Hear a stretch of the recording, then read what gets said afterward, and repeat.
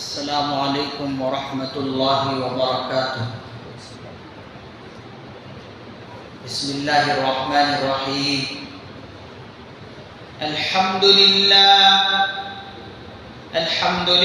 نحمده ونستعینه ونستغفره ونؤمن به ونتوکل علیہ ونعوذ باللہ من شرور انفسنا ومن سیئات اعمالنا، من يهده الله فلا مضل له ومن يضلله فلا هادي له، ونشهد أن لا إله إلا الله وحده لا شريك له، ونشهد أن سيدنا وسندنا ونبينا ومولانا محمدا عبده ورسوله صلى الله تعالى عليه وعلى وأصحابه وأزواجه وذرياته وبارك وسلم تسليما كثيرا كثيرا. أما بعد فأعوذ بالله من الشيطان الرجيم. بسم الله الرحمن الرحيم. أولئك الذين لعنهم الله ومن يلعن الله فلن تجد له نصيرا. صدق الله مولانا العظيم. رب اشرح لي صدري ويسر لي أمري واحلل عقدة من لساني يفقهوا قولي. اللهم صل على سيدنا مولانا محمد وعلى آل سيدنا مولانا محمد وبارك وسلم. سبحان ربك رب العزة عما يصفون وسلام على المرسلين والحمد لله رب العالمين. سارے حضرات ایک مرتبہ محبت کے ساتھ، ادب اور احترام کے ساتھ درود پاک پڑھ لیں. اللہم صلی علی محمد النبی الأمی وعلی آلہ وسلم تسلیما.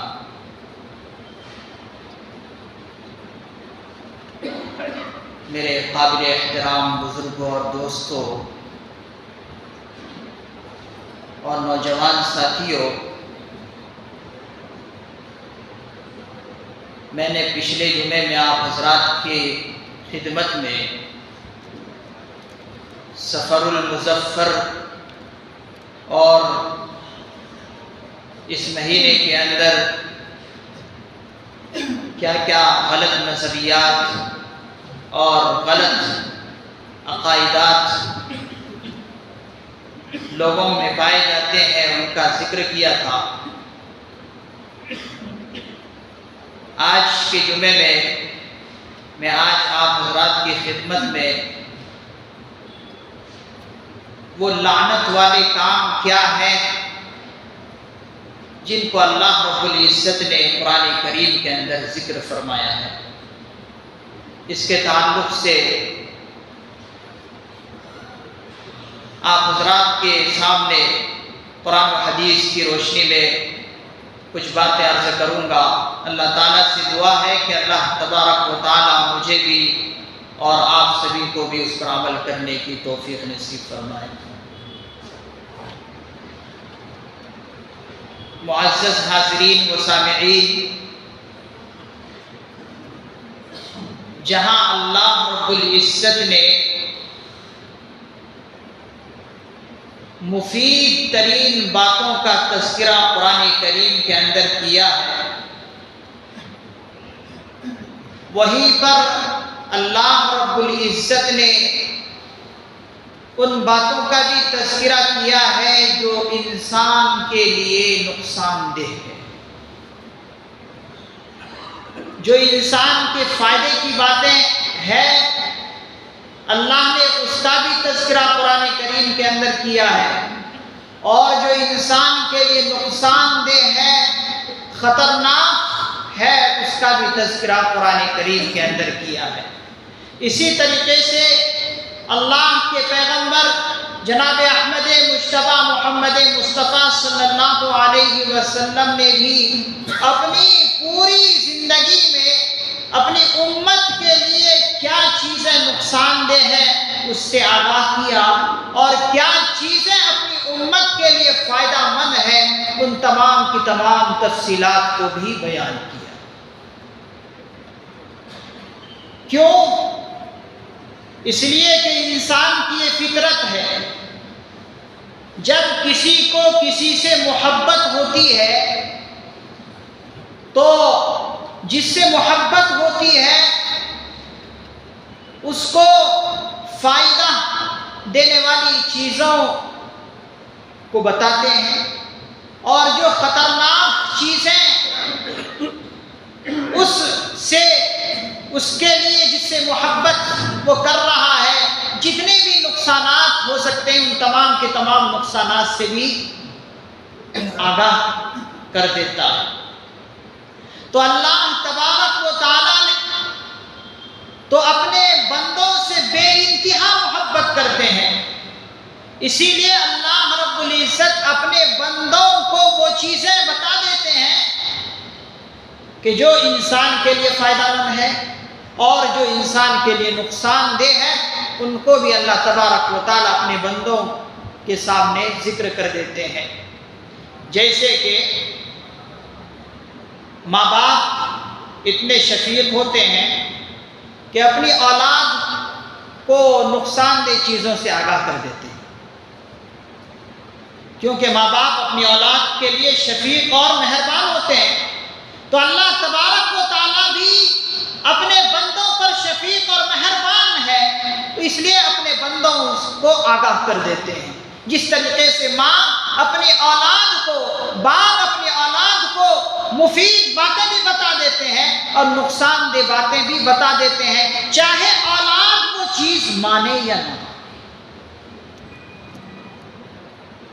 تو اللہ تبارک و تعالیٰ نے انسان کو بتا دیا کہ فلاں چیز میں تمہاری کامیابی ہے اور فلاں چیز میں تمہاری ناکامی ہے۔ نبی پاک صلی اللہ علیہ وسلم نے بھی یہی کیا، اپنی امت کو بتا دیا کہ دیکھو یہ کام اچھا ہے، یہ کام کرو گے تو جنت میں جاؤ گے، یہ کام کرو گے تو جہنم میں جاؤ گے۔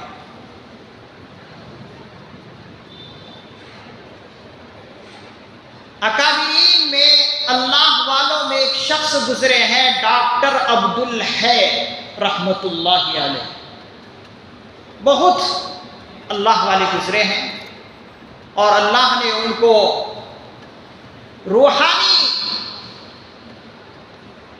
بیماریوں کا علاج بھی اللہ نے ان کو عطا فرمایا تھا کہ کس طرح روحانی بیماریوں کا علاج کیا جائے۔ تو اللہ نے ان کو علم سے بھی نوازا اور روحانی طبیب بھی اللہ نے ان کو بنایا تھا۔ بے شمار لوگوں نے اس سے فیوز حاصل کیے، بہت اپنی زندگی میں ان کی باتوں سے، ان کے علوم سے فائدہ حاصل کیے۔ انہوں نے ایک مرتبہ اپنے خاص بیان میں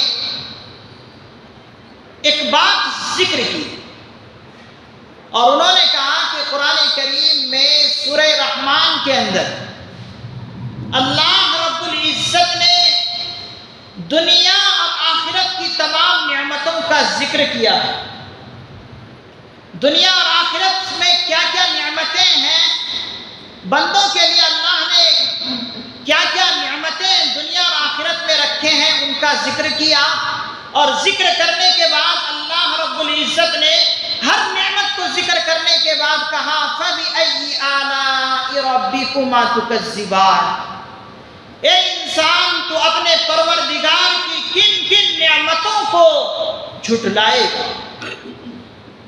نعمتوں کا ذکر کرنے کے بعد اللہ نے ہر نعمت کے ذکر کرنے کے بعد یہ جملہ لے کر آیا ہے۔ لیکن حضرت رحمت اللہ علیہ فرماتے ہیں کہ سورہ رحمان کے اندر جہنم کا بھی تذکرہ آیا ہے، دوزخ کا بھی تذکرہ آیا ہے، تو دوزخ کا تذکرہ، جہنم کا تذکرہ کرنے کے بعد بھی اللہ رب العزت فَبِأَيِّ آلَاءِ رَبِّكُمَا تُكَذِّبَانِ کا جملہ لے کر آئے ہیں، تو یہ بات سمجھ میں نہیں آ رہی۔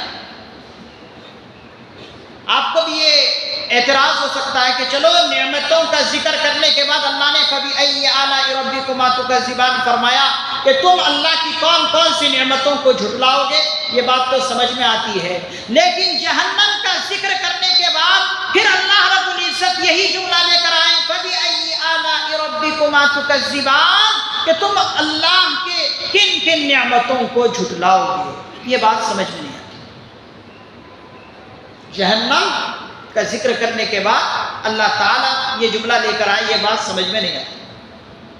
خود حضرت نے اعتراض کیا اور پھر خود اس کا جواب بھی حضرت نے دیا۔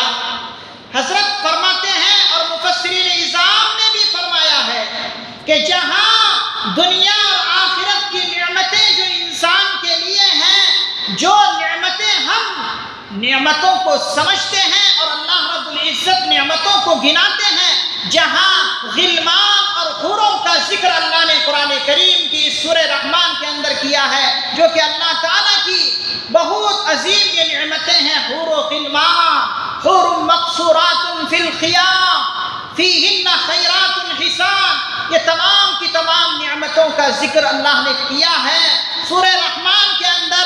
وہیں پر جہنم کا ذکر کیا ہے، ہذہ جہنم التی کنتم بہ تکذبون، اور پھر اس کے بعد اللہ نے فَبِأَيِّ آلَاءِ رَبِّكُمَا تُكَذِّبَانِ فرمایا ہے۔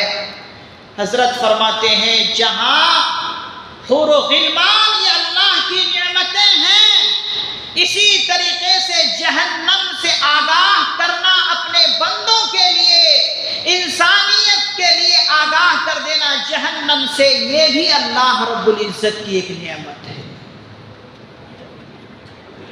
ایک خطرناک چیز جہنم ہے، دوزخ ہے، انسان کو تباہ کر دینے والی یہ جگہ ہے، تو اس چیز سے اپنے بندوں کو آگاہ کر دینا یہ بھی نعمت ہے کہ اے میرے بندے، میں تجھے اس خطرناک جیل خانے سے آگاہ کرتا ہوں، تو اس سے بچے رہنا، تو یہ بھی ایک اللہ تعالیٰ کی نعمت ہے۔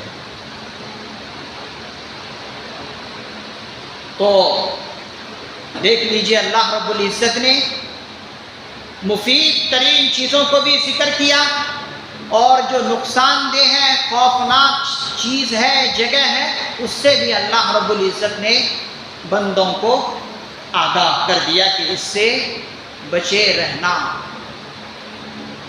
اللہ تبارک و تعالیٰ کی رحمتیں بے شمار ہیں۔ ان رحمت اللہ قریب من المحسنین، ان رحمت اللہ قریب من المحسنین، اللہ تعالیٰ کی رحمتیں نیک بندوں کے قریب رہتی ہے۔ انسان جو نیک اور پاکیزہ رہتا ہے، گویا کہ وہ اللہ کی رحمت کے آغوش میں اپنی زندگی جیتا ہے، اور جو اللہ کے نیک بندے ہیں وہ بھی گویا کہ اللہ کی رحمت کے آغوش میں ہے۔ تو بے شمار اللہ رب العزت کی نعمتیں ہیں۔ تو جس طریقے سے اللہ رب العزت نے نعمتوں کا ذکر کیا ہے، اللہ کے نیک بندے بھی بہت زیادہ اللہ تعالیٰ کی نعمتوں کا ذکر کرتے ہیں، اور اللہ تعالیٰ کی رحمتوں کا تذکرہ بار بار کرتے ہیں۔ اللہ تعالیٰ کی رحمت اپنی غضب پر غالب ہے۔ اللہ تعالیٰ کی رحمت اپنے غضب پر غالب ہے، جیسے کہ حدیث قدسی میں ہے، سبقت رحمتی علی غضبی، میری رحمت میری غضب پر سبقت کر گئی ہے، میری رحمت پر میری رحمت پر غضب پر میری رحمت غالب ہے۔ اللہ تبارک و تعالیٰ کی بے شمار رحمتیں ہیں، اسی لیے نیک بندے بھی رحمتوں کا بار بار تذکرہ کرتے رہتے ہیں۔ کتنی بڑی رحمت اللہ تعالیٰ کی رحمت ہے کہ انسان جمعے کے دن اگر ایک مرتبہ درود پاک پڑھتا ہے اللہ رب العزت اس بندے کو ایک مرتبہ درود پاک پڑھنے پر 10 رحمتیں نازل فرماتے ہیں اور 10 گناہ معاف اللہ تعالیٰ بندوں کے کرتے ہیں اور 10 درجے اللہ تعالیٰ اس بندے کے بلند کرتے ہیں۔ اور اگر 100 مرتبہ درود پاک پڑھ لے تو اللہ تبارک و تعالیٰ کہ اس پر 1000 رحمتیں برستی ہے اور 1000 گناہ معاف ہوتے ہیں اور 1000 درجے بلند ہوتے ہیں۔ اگر 10 مرتبہ پڑھتا ہے تو اللہ تبارک و تعالیٰ اس پر 100 رحمتیں نازل فرماتے ہیں اور 100 گناہ معاف فرماتے ہیں اور 100 درجے بلند کرتے ہیں۔ اللہ تعالیٰ کی رحمتیں تو ہیں۔ تو اللہ تبارک و تعالیٰ نے اپنی رحمتوں کا بارہا تذکرہ قرآن کریم کے اندر کیا ہے۔ نیک بندے بھی اللہ تعالیٰ کی رحمتوں کا بار بار ذکر کیا کرتے ہیں۔ کتابوں کے اندر لکھا ہے حضرت شیخ عبد القادر جیلانی رحمۃ اللہ علیہ بہت اللہ والے گزرے ہیں اور اللہ کے بہت شہید بندے رہے ہیں۔ شیخ عبد القادر جیلانی رحمۃ اللہ علیہ انہوں نے بھی اللہ تعالیٰ کی رحمتوں کا تذکرہ اپنے مجلسوں میں بار بار کیا کرتے تھے۔ اپنے بیانوں میں اللہ تعالیٰ کی رحمتیں بہت زیادہ بیان کیا کرتے تھے، جیسے کہ اللہ تعالیٰ نے اپنی رحمتوں کا تذکرہ قرآن کریم میں بار بار کیا۔ کہتے ہیں کہ 40 سال اللہ تعالیٰ کی رحمتیں بیان کرتے ہوئے گزر گئے۔ 40 سال رحمت کے موضوع پر حضرت شیخ عبد القادر جیلانی رحمۃ اللہ علیہ بیان کرتے رہے، رحمت کے موضوع پر، اور لوگ سنتے رہتے تھے کیونکہ اس سے مزہ آتا تھا۔ اللہ کی رحمت کے لوگ قریب ہوتے تھے۔ آج اگر کوئی حضرت 2 بار 3 بار اگر رحمت کے موضوع پر بیان کر دے تو کہتے ہیں حضرت کو کوئی موضوع اور دکھتا ہی نہیں۔ اور حضرت شیخ عبد القادر جیلانی رحمۃ اللہ علیہ جو ولیوں کے ولی ہیں، وہ 40 سال تک اللہ کی رحمت بیان کر رہے ہیں اور لوگ سن رہے ہیں اور اس سے مزے لے رہے ہیں۔ تو ایک مرتبہ خیال آیا کہ اگر میں 40 سال سے اوپر بھی اللہ کی رحمتیں بیان کرتا رہوں تو ہو سکتا ہے اللہ کے یہ بندے جری ہو جائے اور ان کو ہمت ہو جائے گناہ کرنے پر۔ چلو بھائی اللہ کی رحمتیں تو بے شمار ہے، چلو موج مستی سے گناہ کرتے رہو، اللہ تو بڑے رحیم ہے، اللہ تو بڑے کریم ہے، غفور الرحیم ہے، وہ معاف کر دیں گے۔ تو حضرت نے 40 سال کے بعد اپنا موضوع بدلا اور اللہ کی غضب پر، غضب خداوندی پر حضرت نے بیان کرنا شروع کیا۔ اللہ تعالیٰ کے غضب پر، قہر خداوندی پر، خشیت الہی پر حضرت نے بیان شروع کیا۔ کہتے ہیں کہ جب بیان غضب خداوندی پر بیان حضرت کر کے فارغ ہو، مجلس برخاست ہو گئی، مجلس ختم ہو گئی۔ ختم ہونے کے بعد حضرت کو اطلاع ملی کہ کئی جنازے اس مجلس سے اٹھے، کئی جنازے اس مجلس سے اٹھے۔ حضرت نے ان تمام کی نماز جنازہ پڑھائی، کیونکہ حضرت کا بیان کوئی معمولی بیان نہیں ہوتا تھا۔ جو بھی بیان سنتا اللہ کے وہ بہت زیادہ قریب ہو جاتے رحمت کے عنوان پر۔ اور جب غضب کے عنوان پر حضرت نے بیان کیا تو لوگوں کے دل پھٹ گئے، خشیت الہی ان میں اتنی طاری ہو گئی کہ جنازے اٹھنے لگے۔ چنانچہ حضرت نے ان کی نماز جنازہ پڑھائی۔ نماز جنازہ پڑھانے کے بعد دن کا وقت گزرا، رات ہوئی، حضرت جو ہے رات میں اپنے بستر پر لیٹے، سونے کے لیے گئے۔ تو جب سونے کے لیے گئے تو حضرت کو رات میں خواب نظر آیا، اور خواب میں اللہ رب العزت کا وہ دیدار کر رہے ہیں، اللہ رب العزت کو وہ دیکھ رہے ہیں۔ اللہ رب العزت نے حضرت شیخ عبد القادر جیلانی رحمۃ اللہ علیہ سے کہا کہ اے عبد القادر جیلانی، کیا 40 سال تک ہی میری رحمت تھی؟ 40 سال کے بعد میری رحمت ختم ہو گئی؟ تم نے جو 40 سال تک میری رحمت کو بیان کیا، کیا 40 سال کے بعد میری رحمتیں ختم ہو گئی؟ اللہ نے ان کو اس طرح سے متنبع کیا کہ دیکھو، جس طریقے سے اللہ رب العزت ہمیشہ ہمیشہ رہیں گے، اسی طریقے سے اللہ کی رحمت بھی ہمیشہ ہمیشہ رہے گی۔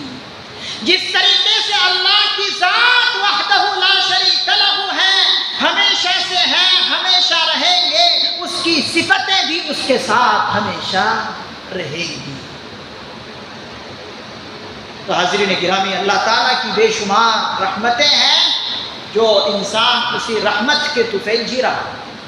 اسی لیے آقا علیہ الصلوۃ والسلام کی بھی حدیث ہے کہ ہر مسلمان اللہ کی رحمت کی وجہ سے جنت میں داخل ہوگا۔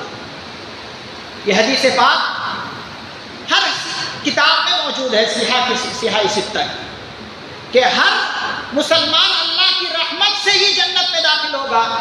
تو حضرت عائشہ صدیقہ رضی اللہ عنہا نے آقا علیہ الصلوۃ والسلام سے پوچھ لیا کہ اللہ کے رسول صلی اللہ علیہ وسلم، کیا آپ بھی اللہ کی رحمت ہی کی وجہ سے جنت میں داخل ہوں گے؟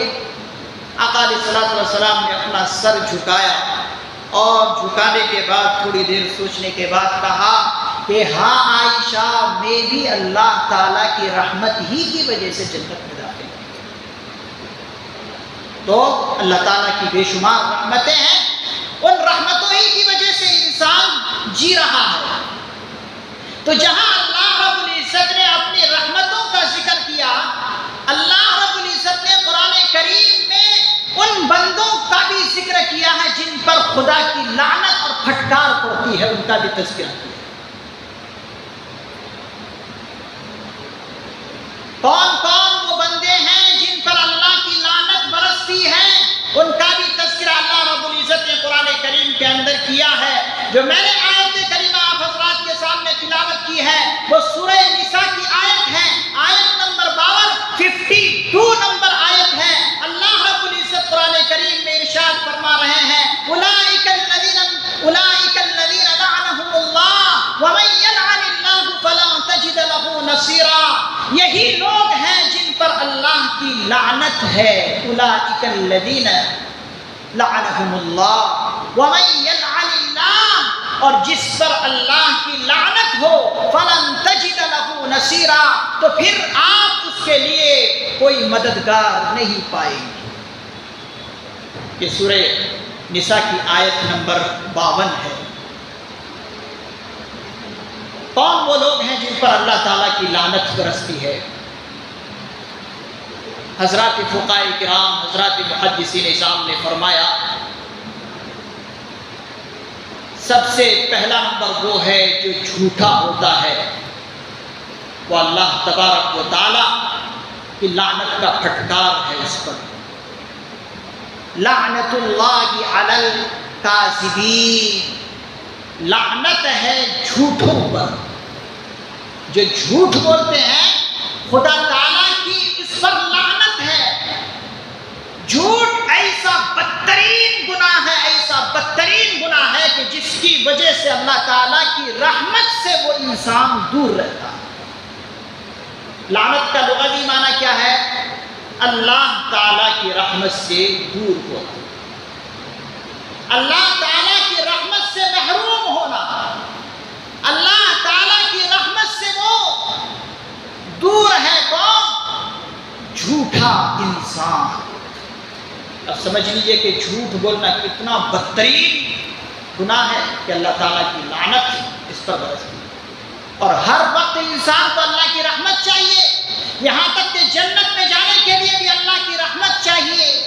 تو انسان اللہ کی رحمت لینے کے لیے جھوٹ سے ہمیشہ بچتا ہے، کہیں وہ اللہ کی رحمت سے دور نہ ہو جائے اللہ کی رحمت سے، محروم نہ ہو جائے، اس لیے چاہیے کہ اس نقصان دہ اور خطرناک چیز سے اپنے آپ کو انسان بچائے۔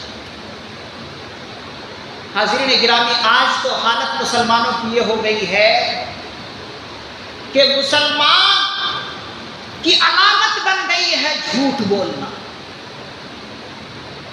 مسلمان کی علامت ہی ہو گئی ہے جھوٹ بولنا، نشانی ہی ہو گئی ہے جھوٹ بولنا، جبکہ ایک دور تھا کہ مسلمان کی علامت سچ بولنے کی تھی، اور آج اتنے غیر گزرے مسلمان ہو گئے کہ اپنی پہچان جھوٹ بنانا۔ پہلے دور کا ایک واقعہ میں آپ حضرات کو سناتا ہوں جو اللہ والوں نے لکھا ہے کتابوں میں۔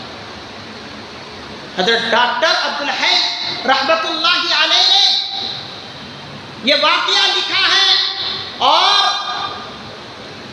ایک بہت بڑے مفتی اعظم حضرت مولانا مفتی شفیع عثمانی صاحب رحمت اللہ علیہ، جو مفتی اعظم تھے اپنے دور کے، جن کی مایہ ناز تفسیر معارف القرآن نامی کتاب ہے، یہ تفسیر کی کتاب ہے جو بہت مشہور و معروف کتاب ہے۔ اس کے مصنف ہیں حضرت مولانا مفتی شفیع عثمانی صاحب نور اللہ مرقدہ۔ ان سے حضرت ڈاکٹر عبدالحی صاحب نے ایک واقعہ لکھا۔ فرماتے ہیں کہ یورپ کے اندر دو دوست رہتے تھے۔ یورپ کے کسی شہر میں دو دوست رہتے تھے، ایک دوست عیسائی تھا اور ایک دوست مسلمان تھا۔ بہت غور سے سنیں اور بہت توجہ کے ساتھ سنیں۔ کہتے ہیں کہ ایک عیسائی اور ایک مسلمان، ان دونوں میں دوستی ہو گئی، اور دوستی بہت پکی ہو گئی، ایسی دوستی کہ سگے بھائی سے بھی بڑھ کر دوستی۔ جب دوستی اتنی پکی ہو گئی تو دونوں نے ارادہ کیا کہ اپنا سرمایہ لگا کر تجارت کریں گے، کوئی کاروبار کریں گے۔ جب پکی دوستی تھی تو دونوں نے سرمایہ لگایا، دولت اور مال لگا کر کاروبار شروع کیا، اور دوستی پکی ہونے کی وجہ سے جب مشترکہ طور پر کاروبار شروع کیا تو ایک دوسرے نے سوچا دوست تو بہت پکی ہے، دوستی ہماری پکی ہے، اب اس میں کوئی تحریری طور پر اس میں لکھنے کی کیا ضرورت ہے، تحریری طور پر کوئی کاغذ بنانے کی کیا ضرورت ہے، کاروبار شروع کیا، پکی دوستی ہے، ایک دوسرے کو دھوکہ نہیں دے سکتے، اس لیے کہ سگے بھائی سے بھی زیادہ ان دونوں کی دوستی ہے، اس لحاظ سے انہوں نے کوئی کاغذ تیار نہیں کیے، دونوں نے کاروبار شروع کیا۔ لکھا ہے اللہ والوں نے کہ کاروبار میں اتنی ترقی ہوئی کہ لاکھوں سے زیادہ کو کروس کر لیا، لاکھوں اور اربوں روپے کما لیے اس کاروبار سے۔ لیکن ایسا موقع آیا کہ عیسائی کی نیت بدل گئی، عیسائی کی نیت بدل گئی، اور اس نے کہہ دیا اپنے دوست سے کہ تیرا میرا کوئی واسطہ نہیں۔ اب تو اس مسلمان کے پاؤں سے زمین ہی گھسک گئی، لاکھوں اور اربوں کا کاروبار اور پورا سرمایہ اس نے لگا دیا، اور یکایک کہہ رہا ہے یہ عیسائی کہ تیرا میرا کوئی واسطہ نہیں، تو گویا کہ میرے لیے اجنبی ہے۔ بہت پریشان ہوا، جہاں پر بھی جاتا ناکام ہوتا۔ کیوں؟ اس لیے کہ کوئی تحریر نہیں ہے، کوئی ثبوت نہیں ہے کہ اس کے ساتھ میرا کاروبار تھا۔ اگر کوئی تحریری طور پر کاغذات رکھتے، کہیں پر بھی عدالت میں جاتے تو کامیابی نظر آتی ان کو، جہاں پر بھی یہ مسلمان گیا اس کو کامیابی نظر نہیں آ رہی، کیونکہ اس کے پاس ثبوت نہیں ہے۔ آج جو مسلمان زیادہ طور پر ناکام ہیں اسی کمی کی وجہ سے کہ کاغذات مسلمانوں کے پاس نہیں ہے۔ کس چیز کے کاغذات ہمارے پاس مدلل اور مضبوط ہے؟ نہ تو قبرستان کے کاغذات ہمارے پاس مضبوط اور مستحکم ہے، نہ تو مساجد کے کاغذات ہمارے پاس مضبوط مضبوط اور مستحکم ہے، نہ اپنی سرٹیفکیٹ صحیح طور پر ہماری مضبوط ہے۔ کوئی بھی کاغذات لے لیں مضبوط نہیں ہے، جس کی وجہ سے آج مسلمان ناکام ہے۔ تو اس کی وجہ سے وہ ناکام ہوا جہاں پر بھی گیا۔ لیکن کچھ لوگ عیسائی جو تھے اس عیسائی کو سمجھاتے تھے کہ دیکھ تو اچھا نہیں کر رہا ہے، تیرا اور اس کا تعلق کتنا ہے ہمیں معلوم ہے، لیکن تو جو تو کر رہا ہے تو غلط کر رہا ہے۔ لیکن اس کو کوئی فرق نہیں پڑا، اس عیسائی کو کسی کی سنی نہیں اس نے۔ ایسے ہی کچھ وقت گزرا، ایک مسلمان کو ایک دوست ملا، اسی مسلمان کو جس کے ساتھ دھوکا ہوا، ایک دوست ملا اور اس سے کہا کہ تیری یہ حالت مجھ سے دیکھی نہیں جاتی، اس لیے کہ تو بالکل مفلس ہو گیا، کیونکہ وہ باہر سے گیا تھا یورپ کے اندر اور وہ وہیں کا تھا، اس لیے جہاں جاتا کامیاب ہو جاتا تھا۔ تو ایک دوست نے اس سے کہا کہ تو اتنا مفلس ہو گیا کہ اب کرائے بھی تو خود نہیں دیکھ سکتا گھر کا، اور کھانے پینے کے لیے کچھ تیرے پاس نہیں ہے، اس لیے کہ سارا سرمایہ اسی میں لگا دیا، اب تیری یہ حالت مجھ سے نہیں دیکھی جاتی، میں تجھے ایک مشورہ دیتا ہوں۔ اس دوست نے اس کو ایک مشورہ دیا، مشورہ یہ دیا کہ دیکھ تو ہر ایک کے پاس گیا، ناکام ہو گیا۔ عیسائیوں کا ایک پوپ ہوتا ہے، گروہ ہوتا ہے، اس کے پاس جا اور اس کو اپنا پورا ماجرا بیان کر، قصہ بیان کر، کیا تیرے ساتھ ہوا۔ ہو سکتا ہے کہ وہ پوپ کچھ بات اس عیسائی کو سمجھا دے اور اس کے دل میں اتر جائے۔ دیکھیے پہلے دور میں پوپ سے کتنا عقیدہ وہ لوگ رکھتے تھے عیسائی لوگ۔ آج ہم اپنے مسلمان ہونے کے ناطے اپنے اکابرین پر کتنا اعتماد کرتے ہیں، ہم خود سوچیں۔ کسی حضرت پر کتنا اعتماد کرتے ہیں، ہم خود غور کریں۔ اس دور میں پوپ سے ایسا اعتماد ہوتا تھا کہ سب کچھ کر سکتے تھے، لیکن پوپ کی بات کو نہیں جانے دیتے، جو کہتے وہی کرتے۔ دوست نے کہا کہ پوپ کے پاس جا، عیسائیوں کا جو گروہ ہے اس کے پاس جا، ہو سکتا ہے کوئی بات اس کے دل میں اتر جائے اور وہ سدھر جائے۔ چنانچہ دوڑتا دوڑتا وہ مسلمان پوپ کے پاس گیا اور پوپ کے پاس جا کر پورا ماجرا بیان کیا۔ میں بہت مختصراً بتا رہا ہوں۔ جب گیا تو پوپ سے جب ماجرا بیان کیا تو پوپ نے، عیسائی کے گروہ نے دراز میں سے، یا یہ کہہ لیجئے کہ المیرہ میں سے ایک کاغذ نکالا اور اس کاغذ میں ایک سطر لکھ دی، ایک کالم اس میں کچھ لکھ دیا اور کہا کہ یہ پرجا لے کر جا اور اس عیسائی کے ہاتھ میں تھما دو۔ دوڑتا دوڑتا اس عیسائی دوست کے پاس گیا، وہ آفس میں بیٹھا ہوا تھا، کاروبار کر رہا تھا، اور وہ پرچی اس کے ہاتھ میں تھمایا اور کہنے لگا کہ میں تمہارے پوپ کے پاس گیا تھا، یہ پرچی ہے، لو اور پڑھو۔ چنانچہ اس پرچی کو اس عیسائی نے پڑھا اور پڑھنے کے بعد اپنے دراز سے، اپنے المیرہ سے ایک چیک بک نکالا، اور چیک بک نکالنے کے بعد اس چیک کے اندر اس وقت سے لے کر آج تک جتنا نفع ہوا تھا اس پورے نفع کو جوڑ کر وہ سارا کا سارا کیش اور روپیہ اور نفع اس مسلمان کے ہاتھ میں دے دیا۔ کچھ نہیں بولا وہ عیسائی، دراز سے چیک بک نکالی، اس کے اندر کچھ لکھا، اور جب سے شروع کیا تھا کاروبار آج تک جتنا منافع ہوا پورا جوڑ کر اس مسلمان کے ہاتھ میں تھما دیا۔ ہکا بکا رہ گیا مسلمان۔ ایک تو اس وقت اس کو حیرانی ہوئی جب اس نے کہا تھا کہ تیرا میرا کوئی واسطہ نہیں، اس وقت، اور اس وقت ایک حیرانی ہو رہی ہے کہ کیا ایسی تعویذ اس کے اندر ہے کہ اس عیسائی نے پڑھا اسے اور اس کا دل موم ہو گیا، اس کا پیچھے پڑ گیا۔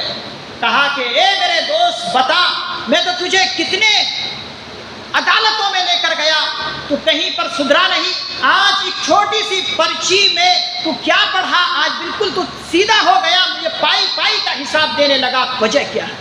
اس عیسائی نے کہا تیرا مطلب نکل گیا، اب تجھے اس سے کوئی واسطہ نہیں، تو چلا جا بھائی۔ اس نے کہا نہیں میں جا نہیں سکتا، ضد سے کہا آپ کو مجھے بتانا ہی پڑے گا کہ کیا ایسی چیز اس کے اندر ہے جو آپ نے پڑھی اسے اور پڑھ کر میرا سارا حساب پائی پائی کا کر دیا، اس کی کیا وجہ ہے؟ اس عیسائی نے کہا دھیان سے سنیے، اس عیسائی نے کہا اس پرچی کے اندر میں نے لکھا ہوا یہ پڑھا، اس پوپ نے لکھا ہے کہ اے عیسائی تو کب سے مسلمانوں کی طرح ہو گیا کہ تو جھوٹ بولنے لگا، تو کب سے ایسا ہو گیا کہ تو جھوٹ بولنے لگا، جو مسلمان جھوٹ بولتے ہیں، جو مسلمان کی آج پہچان بن گئی ہے، تو کب سے جھوٹ بولنے لگا۔ اس نے یہ سوچا کہ میں مسلمان کی طرح ہو ہی نہیں سکتا، میں جھوٹ کو بالکل چھوڑ دیتا ہوں، جو جھوٹ بولتا ہے وہ صحیح مذہب والا ہو نہیں سکتا، تو وہ عیسائی مذہب کا تھا۔ اس نے سوچا اگر میں بھی جھوٹ بول جاؤں تو میں مسلمانوں کی طرح ہو جاؤں گا، یعنی اس پوپ کے اندر ایک نظریہ تھا کہ مسلمان کبھی جھوٹ نہیں بول سکتا۔ تو ایک دور تھا کہ مسلمان کے کھانا میں کوئی کالم میں ان کے یہاں جھوٹ نہیں تھی، اسی لیے اللہ کے نبی علیہ الصلوۃ والسلام نے فرمایا وہ مسلمان ہو ہی نہیں سکتا کہ وہ جھوٹا بھی ہو اور بزدل ہو، وہ مسلمان نہیں ہے۔ آج ہمارا کون سا کاروبار ہے جس میں ہم جھوٹ نہیں بولتے؟